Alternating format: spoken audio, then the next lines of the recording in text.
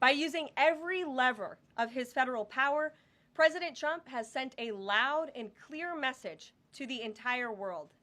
America will no longer tolerate illegal immigration, and this president expects that every nation on this planet will cooperate with the repatriation of their citizens. As proven by this weekend, when President Trump swiftly directed his team to issue harsh and effective sanctions and tariffs on the Colombian government, upon hearing they were denied a U.S. military aircraft full of their own citizens who were deported by this administration.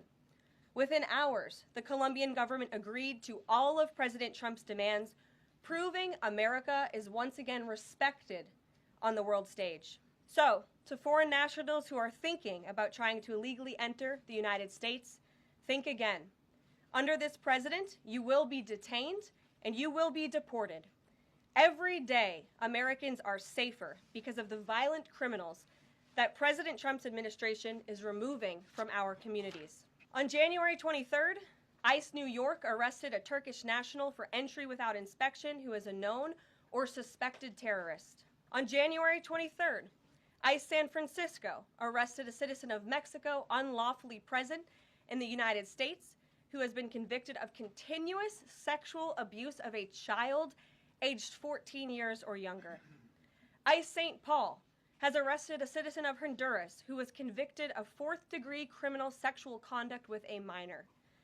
ICE Buffalo arrested a citizen of Ecuador who has been convicted of rape. ICE Boston arrested a citizen of the Dominican Republic who has a criminal conviction for second-degree murder. This criminal was convicted of murder for beating his pregnant wife to death in front of her 5-year-old son. And ICE St. Paul also arrested a citizen of Mexico who was convicted of possessing pornographic material of a minor on a work computer.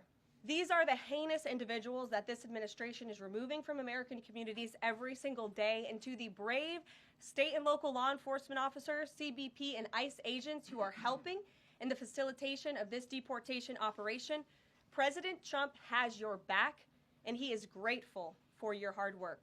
On the economic front, President Trump took immediate action to lower costs for families who are suffering from 4 long years of the Biden administration's destructive and inflationary policies. President Trump ordered the heads of all executive departments and agencies to help deliver emergency price relief to the American people, untangle our economy from Biden's regulatory constraints, and end the reckless war on American energy.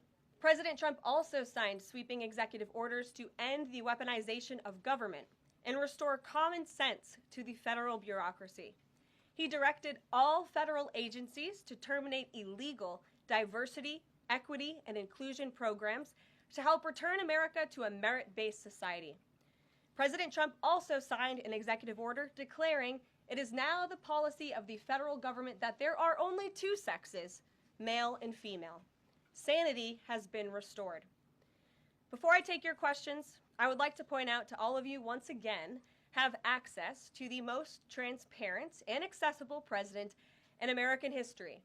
There has never been a president who communicates with the American people and the American press corps as openly and authentically as the 45th and now 47th president of the United States. This past week, President Trump has held multiple news conferences, gaggled on Air Force One multiple times, and sat down for a 2-part interview on Fox News, which aired last week. As Politico summed it up best, Trump is everywhere again. And that's because President Trump has a great story to tell about the legendary American revival that is well underway. And in keeping with this revolutionary media approach that President Trump deployed during the campaign, the Trump White House will speak to all media outlets and personalities, not just the legacy media who are seated in this room. Because according to recent polling from Gallup, Americans' trust in mass media has fallen to a record low. Millions of Americans, especially